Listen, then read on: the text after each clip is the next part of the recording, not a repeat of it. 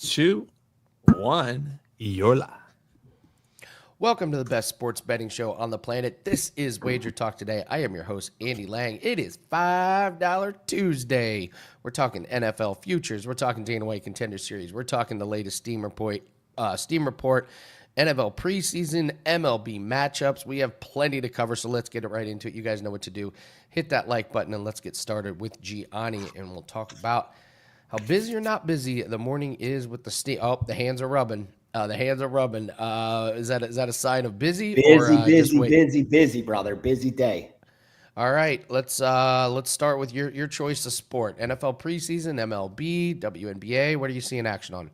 Yeah, we'll talk real quickly on the preseason, just because these lines have already moved so significantly that it makes it easy for bettors. I mean, again, I talked about it last week. Once a line moves 3, 4, 5, 6 points, the only question is, do you now take the other side? Because you can no longer take that side that moved, even if it wins, is you're just not placing a great bet. It's like buying Bitcoin now at 121,000. Sure, it could get to 150, it could get to 200 in a while, but arguably you're buying at the top, And if things go bad, you're in a tough spot if it drops 20%, 30%. But if you're buying at a good price, you don't have those issues. But here's some of the bigger moves that are for sure legit. Like New England they took the 1.5 on New England and then laid up the 1.5 on New England. So New England over Minnesota is legit. Same thing with Philadelphia over Cleveland, -1.5 and -2. What else? The Giants over the Jets. The Giants got bet as an underdog. Then they laid the 1.5 and 2 on the Giants, which is why we're looking at 3. Chargers didn't take a lot of money because they opened at 2.5, so it got hit till it got to 3. Since then, it's been the public that's driving that line through that key number. And last but not least, Denver opened above the key of 3, and that's just been bet up to -6. So it's all favorites. It's all no short numbers. Now, the totals, as you can see, they've come out a little bit higher this week. So we're seeing a lot of 38.5. We're seeing a lot of 39.5. So you're not seeing that big move towards the over. I mean, that's pretty much where they're all going, maybe a point and a half, 2 points, but you're not seeing those 3, 4, 5 point line movements. It'll be interesting when game day gets here if they'll continue to move up. Like perfect example is Philadelphia, Cleveland, open 36.5, 37 more or less. Now you're sitting at 40. The question is, do you start to see any kind of resistance? Like if it gets to 40.5, do you start seeing some buyback? Because again, after all that scoring in preseason, rest assured, the premium is going to be attached on these totals.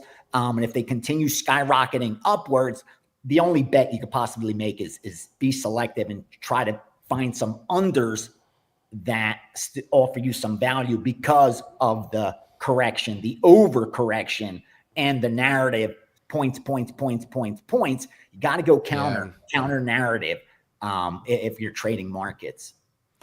A couple teams I have my eyes on in the team totals market. Indianapolis, they're going to be playing their quarterbacks. I mean, Richardson's already banged up, but Daniel Jones is trying to fight to show that he can do what he does. And Green Bay looked like they could have cared less. I like that one. Miami, they've got quality backups, and Detroit has not looked good in the preseason. And I think the cat's out of the bag on Chargers. Like they're kind of public now because they played so well in the first couple games. But if Trey Lance is going to keep getting all those reps, I will be looking at their team total over for sure. Those are teams I think I know what to expect coming from preseason, and that's a lot of it, isn't it? What are we getting? What to expect? What quarterbacks? Well, what you have to understand is when all the talk. We've only seen 1 week of games. So it's kind of like week 1 of the regular season. Everybody's overreacting to 60 minutes of football, and they're already drawing conclusions off of 60 minutes of football for the entire season. And that's why I think week 2 offers you a ton of value in the regular season and ultimately in preseason, because you only have 1 game to go by. So the recency bias is going to be greater than ever before. And we're seeing that with these totals. They're already jacked up higher than they should be. So the books, to protect themselves, are going to add a point, let's say, to the total. It should be 37. They're going to bring it out at 38, 38.5. Sharps still think there's some value on the over, or they think the public's going to go over. So let's get out ahead of the market. They go over 38.5. Now all of a sudden the line goes up to 40. The public starts betting come game day, goes up to 41, 41.5. You had an opener of 38, now up to 41.5. Like at that point, the only question is, do I go under? Because all the value has been extracted. You've gone through 38, 39, 40, 41. So the question is, do I now go under? You already know the premium was attached, that this total should probably be about 37.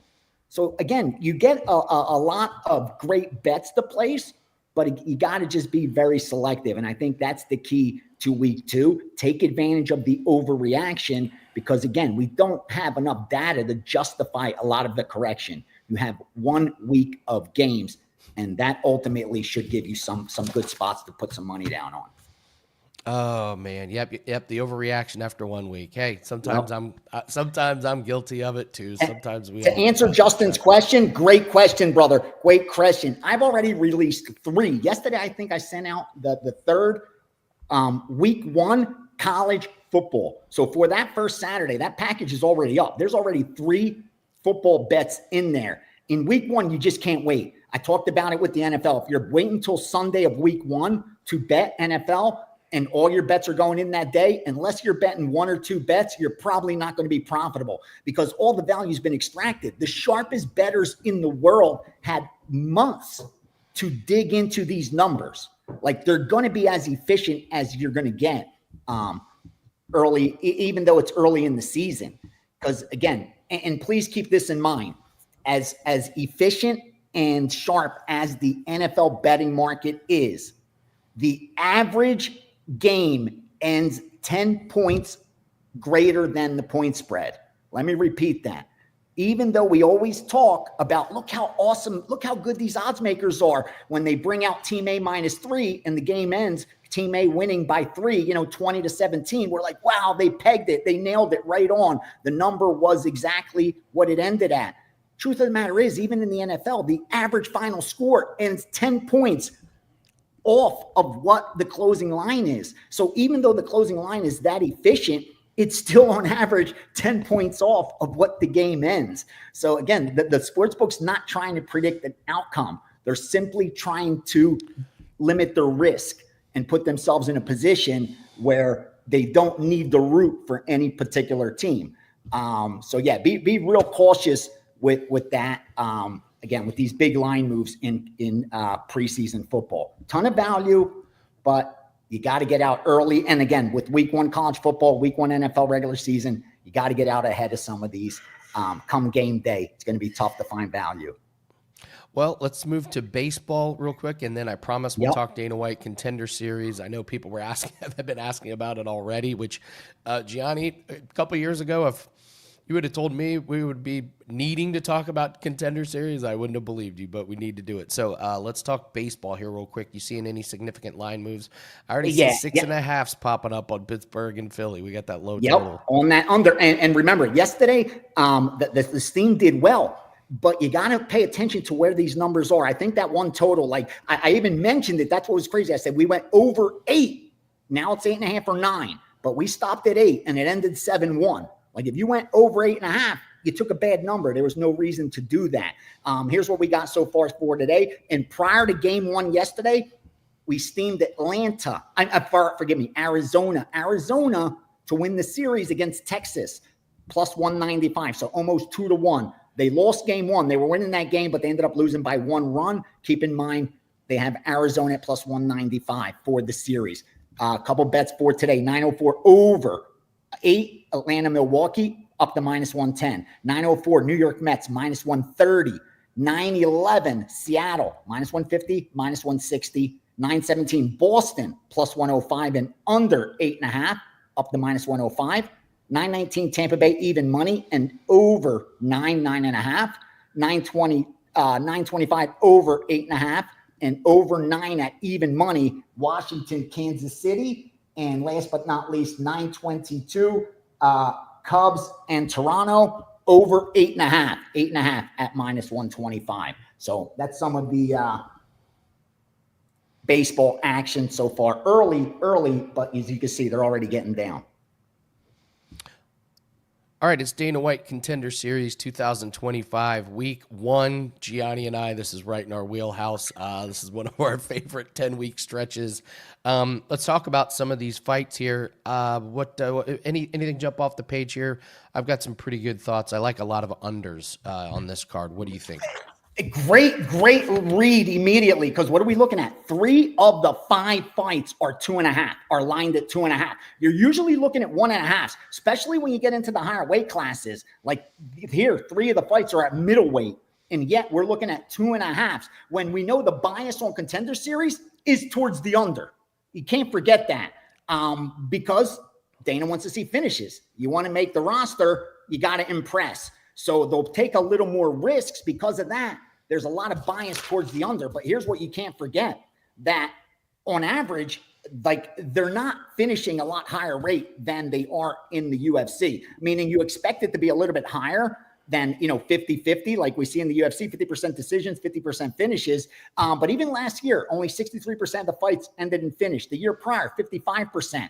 2 years before that, 52%. So it's not like they're in that 70% or higher finish rate. Keep that in mind. And also keep in mind, favorites outperformed last year. Going into at the end of 2023, the underdogs did well. Favorites only won 55% of the fights. So that was a dog year. So last year, we expected the market to bounce back and the favorites to do better. That's exactly what they did. In fact, going into final week last year, favorites were 80%. 80% of favorites had won going into week 10, and then the dogs went 4-1. So when the season ended, the favorites still won 73% of their fights. Look for those favorites to be a little bit overvalued at least the first few weeks of the season, and that's what it looked like, because if you look at the opening lines, every single line dropped from the opener except for Ty Miller, who opened -150, got steamed up to -230 within 10 minutes, then came back down. And since then, he's near that 2-1 favorite. Every other line got steamed towards the dog. So they were a little bit overvalued, and that's what we expected the market to do, and that's what they're doing so far. Real quickly, 2 fighters that jumped off the page at me. Susurkayev, I'll have to get that pronunciation during the meeting, over Talha, 7.5-inch reach advantage, almost 5-inch, just his kicks to an advantage. The kid's a stud. He's got the wrestling background as well. This is a chalky favorite, but I think it's warranted. And a live dog for you. Again, this is early. Please don't paint me in a corner. I could be opposite these by the time the fight starts, because I didn't release any premiums yet to subscribers. I'm still working on it. I still have a production meeting where I get a lot of good information and even get to see these fighters before the show starts. But I do think Radley De Silva offers up some value at plus money. Most of the value has been extracted because Mongoose opened -400, got bet down to -300. Now it's about -150 favorite. So the price really changed on Mongoose, but I thought De Silva at plus money offered some value there for sure. If he could get out of the first round, I think he's live. Yeah, we got Ewert versus Panfarov. I don't think that fight goes the distance. I actually like the under 1.5 plus 175. Panfarov will make that a firefight. Ewert's got power. Ewert -230. I wouldn't lay -230 because, like I said, Panfarov is going to turn that into an absolute brawl. Mangos and De Silva. I actually like Mangos. I love this series that he comes out of, the Hex series. Those Australian guys. Yeah, and a title. Yeah, that's why I was on Mangos. This is the line scaring me. Yeah. You're right about Susurkayev. I think Talha's kind of bad. He got beat up pretty bad last Contender Series. They said he may have had a knee injury. So he comes out of Contender Series and he fights a guy who's so bad, they disqualified all of his fights. They said, you're so bad, you're not actually a fighter. So that's who Talha's fight. He can't block a leg kick. You're right. Susurkayev's a stuff. Ty Miller and Drago. I think both these guys are going to end up in UFC. They're both good. Ty Miller, if you haven't seen him punch, snappy jabs. I like that fight under 2.5. Just because Drago's up against each other. I know. Same with Mangos and De Silva. I think both those guys could end up in UFC. But Miller and Drago, I think goes under. Miller's got these long jabs, can knock you out. Drago's huge step up in competition. And then Buafi and Santen, I got to be honest, I'm not too excited about that one. But the under 2.5 is super juiced, but I can't quite can't quite get there. So, all right, Gianni, we're going to let you go. Anything in WNBA? I see Indiana got steamed. I didn't bet it. I didn't release it. They laid the 6. It went to 7.5, 8, now 9 quickly. I didn't get out ahead of it. So I just let it go. I said, move on to the next one. I do have my 5%, 5%. My $5 Tuesday play is up. The biggest bet on the Major League Baseball board, that's all I did. The one that I already had a strong lean on, and then multiple groups bet it. And then I looked, and the public's actually opposite. I'm like, dude, that's the perfect storm. I'm not moving away from it. I was looking at Contender Series or UFC for Saturday as the $5 pick, but I'm like, I'm giving just the biggest, strongest bet I have on the board for today. It's in Major League Baseball. It's up at WagerTalk.com. Don't forget, watch the Contender Series tonight on ESPN Plus. Starts early this week. It's 7 p.m. Eastern. The first week of the season, that's what they do. Next week, it'll go back to normal 8 p.m. Eastern. I'll be on throughout the show. Parlay before the show. Dude, I have to give out a parlay every week before when the show starts. I know. And this, we watch you. A totals parlay on top of it. Like, there's 5 fights. I have to give out 3 of them. And then people bitch if it has. That's like telling somebody on the Saturday that there's UFC 12 fights. You got to give us 6 totals. Just give us 6 total. Oh, that's a no-win situation. That's it's no tough. win. It's tough, but I love doing it. I can't complain. Hopefully have some winners for you guys. Give us a shout out because we'll be watching live every single week. You're getting your swag too. I haven't forgotten, brother. I love it. I love it. Gianni the Greek, go grab his $5 play. Thanks, Gianni. Have a great night at Contender Series.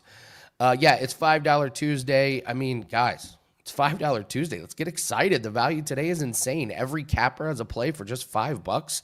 That's right. It's the same bets that we normally have for the price of a cup of coffee. Stack them, mix them, try something new. Whatever you do, do not sit out $5 Tuesday. Get as many bets as you want to, but again, bet responsibly. I am doing a Dana White Contender Series play as my $5 Tuesday every single Tuesday for the entire season. So starting today in the next 9 weeks, my $5 play is Contender Series. That is up. Absolutely love this play. I love researching Contender Series.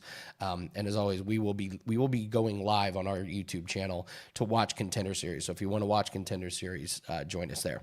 All right, let's bring on my good friend, Lawrence Prezman, who we have not talked to in a while. My gosh, Lawrence, how has your summer been so far? Oh, dude. I'm like so close to being back to work. The summer's been amazing. Really done very little, to be honest with you. Took the advantage of the fact that you took the show over and, had a great run in poker, had an incredible April, had a better WSOP, final tabled the seniors event. I don't think we've spoken since I've done that. So that really made me very happy. Won about $310,000 Canadian. So what is that? About $4. $1 less than the $5 Tuesday play. You can get a $5 Tuesday play with your winnings. Congratulations. 310,000 US since April, baby. Somebody asked me, "Hey, Prez, what do you do these days?" I'm like, "I'm a professional poker player, bitch." Love it. Love it. Love it. All right. Well, we got some things to talk about here. We're going to talk about an NFC division winner. You got an AFC conference winner, and you have a long shot that I'm sure is going to bring down the house. So let's start with your NFC division. Which division you going with, and who do you like at plus money? So before we get into that, sorry, Andy, but it's me. We're also going to talk about the fact that we are announcing my new show today on your show. And we're announcing another show today on your show. We have a ton of information, and we're using your show to do it. But before we get into that, my great friend Andy Lang, let's get into some sports betting. And so a division winner that I love, Andy, and I'm telling you, this is likely going to be a client play. I very rarely release future bets. I have only released 11 future bets in my life. I'm 8-3. I absolutely love this bet. And what it is San Francisco 49ers winning the division, NFC West at plus 150. And, the bottom line here is I'd like to take Seattle and Arizona out of the quest for this division, if you will. Can Arizona step up? Sure. Seattle, I think, are going to be way behind the pack. But I don't think those guys are going to really vie for the opportunity to win the NFC West. I think it's going to come down to the Rams at plus 195 and San Fran at plus 150. And we have to look at the San Fran thing and say, okay, they lost Debo. Well, they didn't have Debo a lot last year either, or the year before that. The man is perennially injured. And Brandon Ayuk out, it looks like, until week 6. But, man, I go down the San Fran team, Andy, and you can jump in anytime. I think they have the best defense in the NFC West and maybe a top 3 defense in all of football. This defense is absolutely stacked. So I have the best defense in this division by far, and I'm getting plus 150. Not only that, but I think their offense is going to be just fine. You're going to have a well-rested, revived, and resuscitated CMC back and ready to go. I think we have the best player in the division on San Francisco. Best defense, best player. I think we have, listen, Sean McVay is an incredible coach. I am a monster fan of both of these coaches. I think it's a draw, but I love the coach for the San Francisco 49ers. And once Brandon Ayuk comes back, we're going to have that triple threat where you have the best running back in the division, best tight end in the division, and a really, really, really good wide receiver who could stretch the field. I don't look at the Rams as some juggernaut. I think their defense is going to be weaker this year than it was last year. I think their offense is going to sputter. They're going to have some great games and some bad games. And I think the San Fran team is hungry as hell. And as far as the Debo loss goes, I think that bodes well for the San Francisco 49ers because I think they realize, everybody to a man realizes their window is closing. This is their shot. I think San Fran is a decent bet to win the NFC. I think San Fran is a decent bet to win it all. I think San Fran is a great bet to win the division, and I like CMC to be MVP as well, although obviously he's not a quarterback. So there is a whole lot of info on the San Francisco 49ers. I am high on this team. If I could roll them, I would smoke them. All right. I think the best thing you have going for you with that bet is the schedule. It's easy schedule on paper. And Matthew Stafford's back. It's just not going to be 100% this year. So, all right, let's go to the AFC. You got a plus money conference. Well, they're all plus money, but you're going conference winner, correct? Yeah. So, and I like what you said about Matthew Stafford. The only thing there is that I just can't count that guy out. Like he could have one arm and come out and be like, we'll be like, handicap, Matthew Stafford is missing his right arm and he is a right-handed quarterback. I'd say we play against him. Comes out and throws 7 touchdowns with his left. So I'm not going to count Matthew Stafford out. I just don't think the Rams have the team around him. As for your conference winner, look, last year I released the Buffalo Bills to win the division, and now they are minus 300 to win the division, which is too big for me to make, but I consider that to be an incredible bet. Now, I think people are going to be like, minus 310? Why would you do minus 310? Well, I think it wins more than 30% of the time. I think it wins. I think Buffalo in this spot with the Patriots, the Dolphins, and the Jets win this division 50% of the time. So I think the division bet is a reasonable bet, but I prefer the conference bet. And I'll tell you right now, I think the conference comes down to 3 teams. Baltimore at plus 340, Buffalo at plus 340, and Kansas City at plus 425. So if you look at Buffalo and Baltimore equally at plus 340, where you would go next when handicapping is say, okay, what is Baltimore to win their division? Well, Baltimore to win their division is minus 165.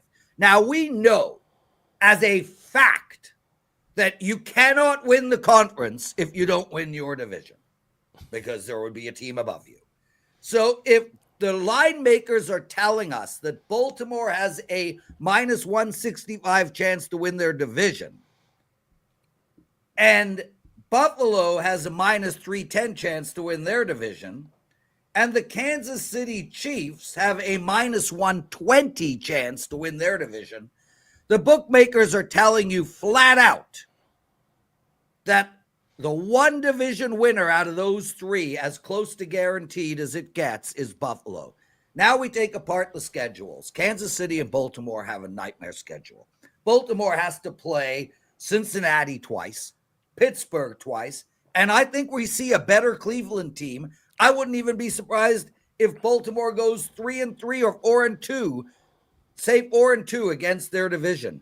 Kansas City has a much tougher Denver Bronco team in their division, a much tougher LA Chargers team in their division, and a Raiders team, well, I think they get both. So that leaves us with the Bills. Go look at this Bills schedule, guys. Not only do they have 6 games in the weakest division potentially in all of football, the Patriots, the Dolphins, and the Jets, they're a joke. So that, I think, is a minimum 5-1. But if you dig deep into the Bills' schedule, it's way easier than Baltimore's. With that said, what an opening night game, Andy. Baltimore against Buffalo in Buffalo, which might come down to who wins or loses this bet. So I got the home team. I got the team with much better odds to win their division. I got a team with a much easier schedule. And I got a team that is not going to lose a bunch of division games. I'll take Buffalo at plus money to win the conference. All right. You just got to hope he avoids Patrick Mahomes and you're home free. I don't care about Patrick Mahomes. We're going with the conference. This is the league, not the playoffs. Oh, okay. Okay. We have owned Patrick Mahomes. Buffalo has owned Patrick Mahomes in the regular season. I don't care what happens in the playoffs. I gotcha. All right. Well, give us your long shot division winner. Buckle up on this one. Yeah, so my long shot division winner is really straightforward here. And you know, I was speaking to the most awesomest Kelly Stewart yesterday, and she agrees with me. I like, as a long shot, the Dallas Cowboys, plus 550 to win the division. You can get them up to 6-1 to win this division. Now, let's take the Giants out of the equation. Hey, you know, maybe Russell Wilson finds his Tommy DeVito and plays really well. I don't know. Who cares? The Giants out. So now we have Washington and Philly. And I look at this Philadelphia team and I'm like, okay, this is the best team in the division. It's why they're minus 135. But I think we see a Super Bowl hangover. I think we see a regression with Philadelphia. I don't think Philadelphia is going to be the same team they were last year.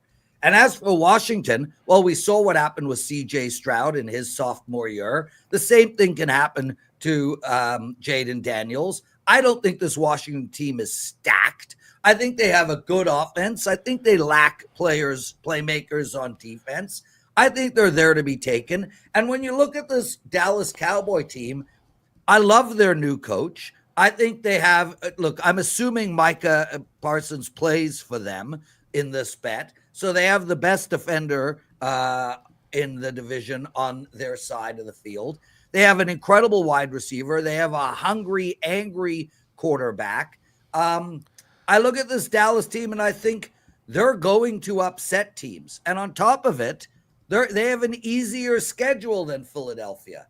So I think I would take Dallas right now, plus 7 week 1. I don't think that number is going to be there. And I like Dallas as a long shot to win the division at plus 550. I think they're the best long shot out there. I think you're certifiably insane. It took till today? Like, this is when you made that assessment?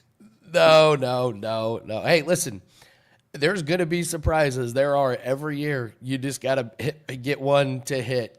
So, yeah, things could go your way. So what's your problem with the Cowboys? You think Philly and Washington are so much more, like, Philly is a good team for sure. But this is a team the Super Bowl champs. Yes. Yeah. They've done well. They've done well for themselves. It's a great point. The Commanders on the upswing. They're going to have a tougher schedule, but I just can't buy into Dak Prescott. That's all. It's simply a Dak Prescott thing and a Jerry Jones thing and the Cowboys thing. Listen, I'm no Jerry Jones fan. That's for sure. And I'm no Dak Prescott fan. But Philly will regress, Andy Lang. All right.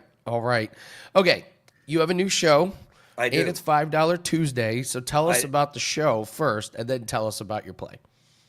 Okay, so the show, Andy, starts on Monday, September 1st.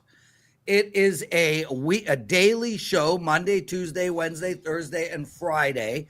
We will be taping the show at 10:30 a.m. Eastern Time. It will not be a live show. The show will be 45 minutes long. It will be hosted by myself. That will not have guests. It will only have 2 regular daily people joining me. The show will be me, Joe Ranieri, and Art DeCesar. That'll be the show. Myself, Joe Ranieri, and Art DeCesar. It's going to be like nothing we've ever done on Wager Talk. The show is going to be up against the clock. We have 10 to 12 segments every single day. They will all be timed segments. To give you perspective, we're going to be talking about NFL, all the main sports, but we're also going to be doing the predictive betting market, where you find, when will the tariffs come in? Who will be the mayor of New York? We're going to be discussing that kind of stuff as well. We're going to do bad beats. We're going to do every game on the board. We're not going to do big game breakdowns. The show will not be 10 minutes on one particular game. So I'll give you a quick rundown of, say, pick a day, Andy. Pick a day. Thursday's show. We have a 3-minute opening segment. Then we will take apart the Thursday night football game, but we will do it. We'll do every part of it. The ATS, the total prop bet, same game parlay. Then we're going to do a segment called Bet Your Body Part. That's where we decide how strong a bet is based on whether we're prepared to bet our. And then we will have on Thursday, the college football segment, the 5 biggest primetime games on the board. Art DeCesar will go behind the counter. Then we'll do a segment on what does Art like. Then we're going to do every day. We will be giving out a 3-team parlay. Art will pick one. I will pick one. Joe Ranieri will pick one. Then we'll have the every game on the board. We are always going to have pop culture, movies, TV shows, investment strategies. And then we'll have a summary end of show. Bam. That'll be the Thursday show. Thank you for asking, Andy. I love it, man. That's exciting. A little variety. Variety is the spice of life. Congratulations to you 3. That'll be a lot of fun. I can't wait to watch it. Start September 1st. We are going to be doing an NFL preview show next week and a college football preview show next week. But the real concept of the show is super quick hitters with 2 incredible bettors and a bookmaker.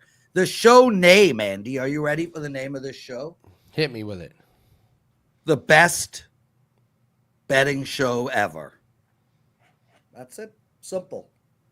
ChatGPT can't come up with that, or was that was that Chat you? LP. Chat LP. Chat LP. Okay. Yeah. All right.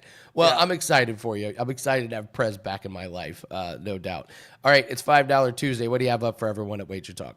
Yeah, so I got a 4% play in Major League Baseball, and it is a money line bet. These 4% plays are very, very rare for me. Every handicapper can do their own thing. I get it. Total respect. I've released 2 4% baseball plays this entire season. I've released 44% plays since January. I'm 69% in 4% plays since January, 40 of them. I'm on a 9-1 run in this play. And I've won both my 2 in baseball. So 95% of my plays are 2% and 3% plays. I really am stepping out when I release a 4% play. I have one tonight. I also have a flash sale going, Andy Lang. It's only for the next 24 hours. You buy my NFL season, you get my college football season for free. So you head over, if you do decide to play my NFL, which would be a very wise move as I kill it in NFL, you'll get my college football for free. The clock starts now. You have 24 hours to take advantage of that. And lastly, two more things. The NFL presidential address will be back this year. Day one will be Tuesday, September 2nd. And Andy Lang, we got a Sunday show coming. 1 to 4 o'clock live. A live show while watching all the games. I will be participating in that show, and I'm excited. Shout out to Johnny Detroit and his team, Chris Allen, Dan, you guys for figuring that out. That's going to be a fun show. You're going to get to see me freaking out over NFL football. Did I Adam trigger that segment or what, Andy? No, we haven't seen you in a while. I just want to say for the record, I have been begging for live shows. I was flat out told no, and now you guys are bragging that we're having a live show. This is an amazing moment for me. But it's going to be awesome. It's going to be awesome. Prez, it's good to see you. Go grab that special. Go grab that $5 play. We have the real Adam Trigger coming on. Yeah, to Andy, Trigger's segment. Andy, I hope to see you throughout the year. I'm going to ask to be on your show regularly, so you and I can continue to do this. Plus, I really do miss Dan and his extremely dark humor. Other than that, guys, make sure to watch the new show, the best betting show ever. Starts on September 1st. Me, Joe Ranieri, and Arthur Caesar. Lots of love, everyone. One of a kind. Lawrence Prezman. Amazing job. All right, Dan, let's go all around the world. Let's give the people some free winners here. We got a couple of baseball plays, and then we got a WNBA play. We're going to start with Jimmy Adams and his play Mariners at the Orioles. Mariners -1. Mariners won 7 straight. The acquisitions they've made at the trade deadline are paying off. Kirby for Seattle only allowed 2 runs the last 2 starts, and the Mariners have won 9 out of the last 11 games that he started. And we're fading Kramer for Baltimore, allowed 4 runs last game. Seattle better bullpen, so let's take advantage of that -1 market. Teddy Covers loves the Dodgers -1.5. They are a top 5 winning percentage team when they come off a loss. Their bullpen is getting healthy. Huge advantage in the bullpen for the Dodgers. And Madero starting for the Angels does not eat up a lot of innings. So expect the Dodgers to pull away late against that weak Angels bullpen. And then WNBA Wings at Fever. The line started at 168. It's now up to 172.5. This is a perfect time to come back on the under. I watch the Fever all the time. They're struggling. They lost 2 players for the year. Caitlin Clark is still out. And the last 5 games, these teams are 7th and 10th offensive rating. The Wings are just anemic on offense. They haven't scored above 78 in 4 straight games. The last time these two teams played, it was a 166 total with similar lineups. And Beckers is probable tonight, but dealing with a back injury. I like the under in the Wings at the Fever. All right, let's bring on Adam Trigger. After Adam, we're going to break down the Vikings over under 8.5 on their season win total. Adam, hope you're having a great Tuesday here. Well, let's jump right into it. Pirates and the Brewers. You got Skeeds for Pittsburgh, Peralta for Milwaukee. I'm already seeing 6.5s on the total here, so we are not expecting a lot of runs. Do you like a side? Do you like a total? How do you break this game down? Yeah, I'll give you the almost muted myself. Sorry about that. I'll give you the breakdown here of the game. I like at the current price point, Andy, I do like the Pirates, and I'll explain why. I don't think there's huge edges on the MLB board today, but I really think when you break this game down from all angles, there is some value on the Pirates with Skeens at plus money. So I do think people are looking at this game and sort of looking at the pitching being even. I disagree with that. Paul Skeens is an absolute generational talent. And for as good as Freddie Peralta has been this year, really nice season he's having. His ERA is near 3, whips 1.14. It's very solid, but when you put their numbers next to each other, he's not Skeens. He still will give up some fly balls. And the biggest thing I've noticed with Peralta is post All-Star break, command hasn't been quite as good. 12 walks in 19 innings and 4 starts since the All-Star break. I'm not saying he's like going to go in the other direction. I just think that like there's more, when you're talking about Paul Skeens, one of the elite pitchers in the game today, and you put Freddie Peralta next to him, Skeens is still the better option. Now, what I think goes a little bit unnoticed here because of how good the Brewers have been is the fact that these two bullpens are very, very equal. If you look at their numbers, if you were to cover, Tokyo Brandon loves to say this, but it's a great point that he makes on our daily show. If you were to cover the two names and put the bullpen numbers right next to each other, they'd be almost identical. And that's the thing. Even with Bednar going to the Yankees, the Pirates kind of have some sneaky good bullpen arms. And the Brewers, they haven't always needed their bullpen during this run, but they have logged quite a few leverage innings, having won 10 games in a row. So let's acknowledge what the Brewers have done. 11-game win streak in July. They've rattled off 10 straight to start August. It's very impressive. They are absolutely one of the top teams in Major League Baseball. But if we're just looking at today, who's winning today's game? We got Paul Skeens, and the two bullpens are relatively even. The Pirates have a better WRC plus against right-handed pitching. I just think that getting Skeens at plus 115, plus 120 is the value here. Is it going to make my client card? No. But if we're just talking about what I think the best move in this game is, it's not trying to get in that total 6.5. I think is a pretty sharp number. So I'd look for the Pirates plus money in what I truly believe is more of a coin flip type game. Well, the strategist is asking me for team totals. I like the Brewers under 3.5. I know they've been red hot. I mean, these numbers from Skeens are just absolutely insane. He had one game, he gave up 4 runs to Colorado. That was at Colorado. I mean, balls flying, but the games around that, 0 against Cincy, 0 against Arizona, 0 against Detroit. I mean, Adam, he's unbelievable. So yeah, you want a team total for me? Brewers in a very, very low scoring game, and you're right. That just gives the Pirates an even better chance with this low total. There's only 6 runs in the game. Sure. Yeah, you might be 4-2 or 3-2, something like that going in late. So, good breakdown on that. NFL preseason. Any thoughts that you on? I know you had a good week, 2-0 last week. So, what'd you see in preseason? I think the only thing I really saw, the reason I won both of those plays, Andy, is I kind of. The market got to a point where I felt like I had to play back. So my 2 plays for week 1 preseason were the Ravens and the Browns. They were both day of. And I'll go back to something Gianni was talking about at the top of the show, where he kind of pointed out, listen, like the only way to play a certain game, I'll use the, Titans-Falcons game for an example. At this point, the only way to play that game is the Falcons, because you've already missed the 3.5 or the 3 or whatever the Titans was at the open. The reason I played the Ravens and the Browns is I just didn't agree with a 6.5 point move in a preseason game where the game is largely decided by players that wasn't the reason the number moved in the first place. So every preseason move you're going to see is based on information, typically information as pertaining to how long starters are going to play. But Andy, these starters don't decide the game, and so I see a number like the Titans move up from 3.5 to 5.5, and I instantly assume that they're going to play their starters for a while. Okay, but what does that even mean, right? Like we saw Cam Ward for 2 series last weekend. I didn't think he was great. First series wasn't great. They did score a touchdown on the second one, but that's only because he basically threw a pick that was dropped. So again, how much is that worth, right? Like if they play a little bit longer, is it even worth anything? I think you have to ask yourself that. The Falcons showed nothing.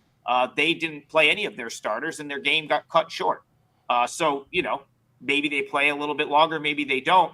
But can you move something 2 points, 3 points? And so that was my strategy week 1. Played against the move with the Browns and the Ravens, and it worked out. It's likely what I'll look to do here in week 2. I haven't played anything yet because, Andy, that takes time to materialize. It's all about how far these steam, and my gut says we're not going to see the spots like we did week 1, because I think the steam chasers in week 1 kind of got crushed. So I don't think we'll see moves like we did last week. So maybe I'll have nothing, but I'll certainly be looking for plays. All right. Your strategy did really well. Your strategy did really, really well across the board on that. So, Adam, you came on last second. Thank you so much. It's $5 Tuesday. Tell everyone what you have up. Yeah, I've got a baseball play, 4%er. Hit my 5% MLB play last night. I've been on a really good run, 14-3 the last week. If I'm going back to June 1st, 101, 68-3. That's 59.8% plus 73.68 units. That number sounds big, but April and May were down for me, Andy. So, you kind of got to ride out the peaks and the valleys. April and May didn't go as well. June and July were great. We're off to a great start in August. Just try to win again today. And I've got a baseball play that I really like, going for, I think, 5 straight MLB winners off of the 5% win with the Rays last night. So a spot I like, and it's only $5. So I could think of worse ways to spend $5, Andy. Right. I'll probably find one and spend $5 on something stupid later today.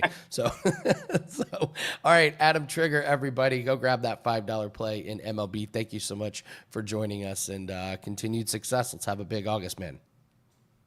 Same to you. Thanks for having me. Absolutely. Again, last time, guys, $5 Tuesday.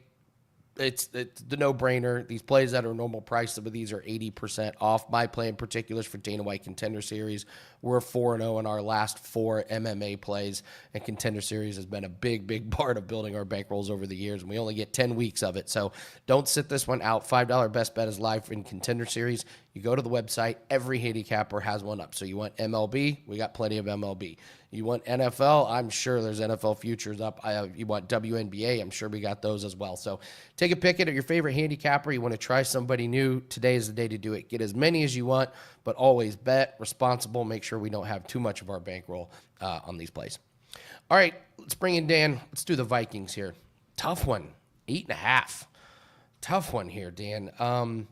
Or is it 14-3 last year? I don't know. Can you take anything away from that? We're going to a quarterback who really hasn't played. I'll go over the offseason moves, and there are a ton of them. So Darnold is out. J.J. McCarthy is in. They really beefed up their tackles, their defensive tackles. Jonathan Allen, Hargrave is in. They raided my Colts offensive line. They got 2 guys, Ryan Kelly, and have fun with the health of Ryan Kelly. I'll leave it at that. They added a lot to their secondary and CBs. They needed to. They lost some. They re-signed Aaron Jones, and I got to tell you, I love the addition of Jordan Mason. I think Jordan Mason, it would be a starter on most teams. Like he was really good when he got run last year. So depth their secondary. PFF has their running backs rated 11th, if that tells you anything.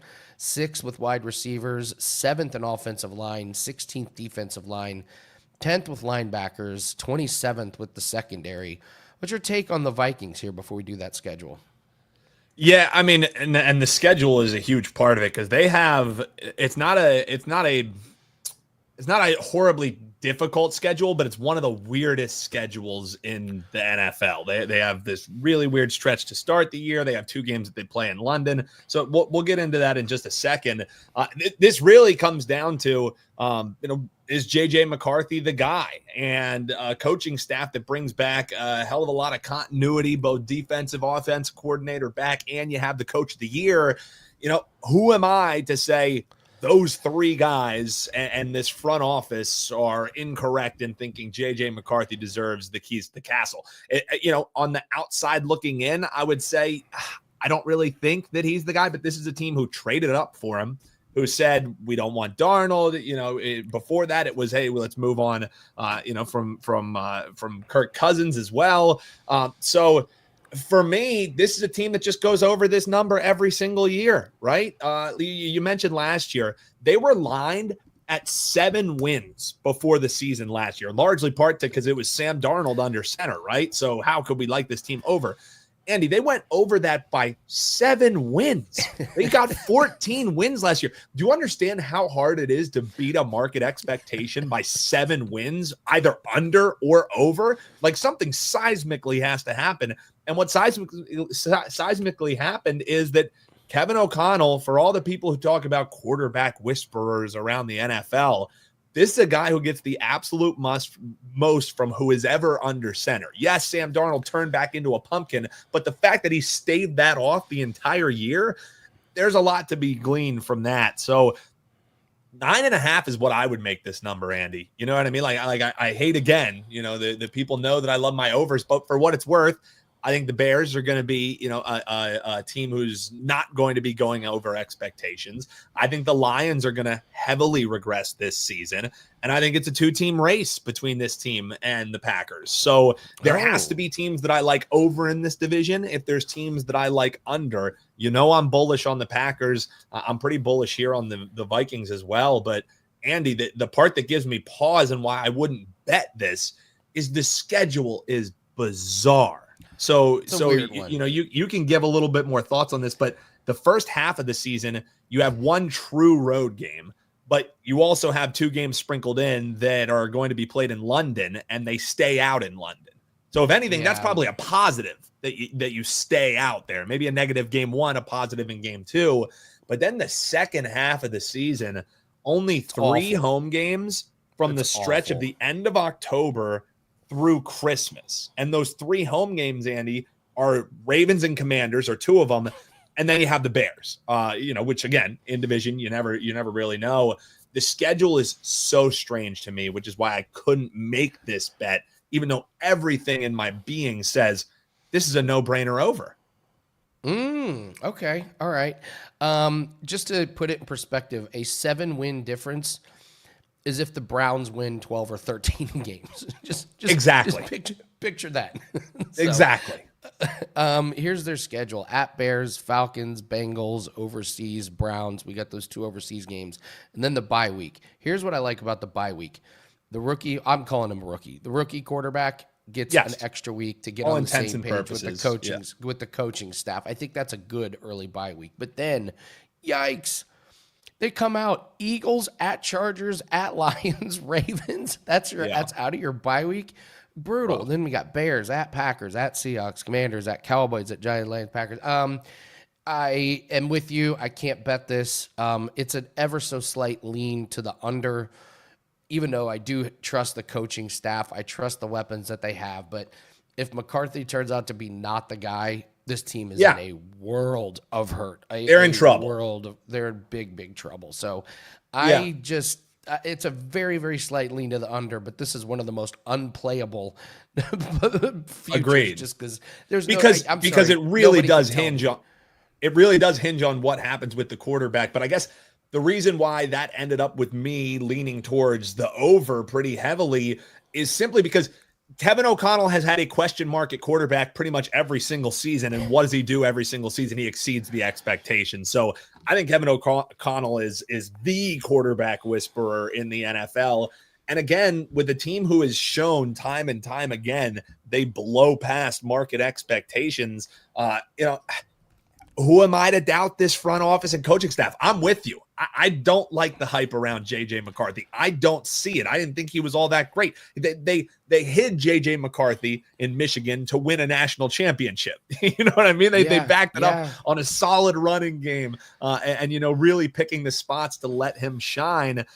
So I don't like the hype around McCarthy, but a team and a front office and a head coach and a coaching staff that brings back all this continuity, if they think J.J. McCarthy is the guy, I'm not going to armchair quarterback and act like I know better than them. But I'm kind of with you. The little linchpin in all of it is, what do you get out of J.J. McCarthy? And that's why you can't bet this one.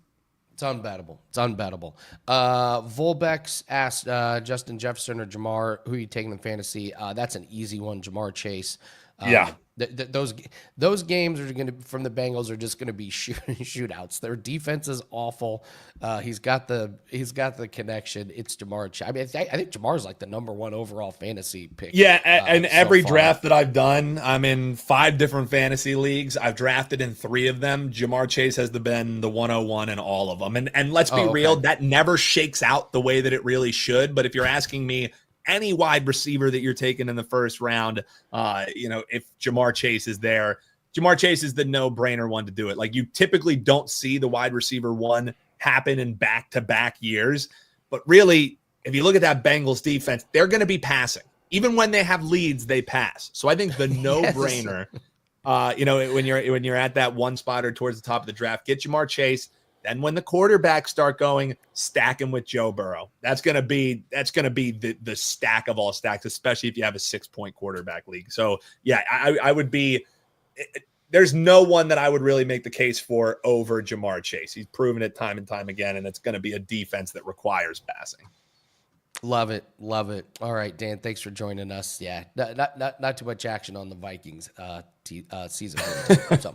So, all right, guys, thanks so much for joining us. Outside of the $5 play, there is a UFC and PFL pack that's up with 2 5% plays. That's right. We have not one, not two plays, but 2 of them are 5% plays. So I'll talk more about that tomorrow because today is all about $5. All right, guys, thanks so much for joining us. Hit that like button. Please hit that like button. We got tons of people in there watching, not enough likes. Really helps us out. Leave us a comment. Tell us who you like today. Give us your thoughts on the Vikings. Looks like we had a lot of strong opinions on J.J. McCarthy in here. So let us know in the comment section what you think. I'm interested. All right. Thanks so much for joining us, guys. We will be live on the Winning in the Shadows YouTube channel watching Dana White Contender Series tonight. So we want to check that out. Thanks so much for joining us. Good luck on all your bets and take care.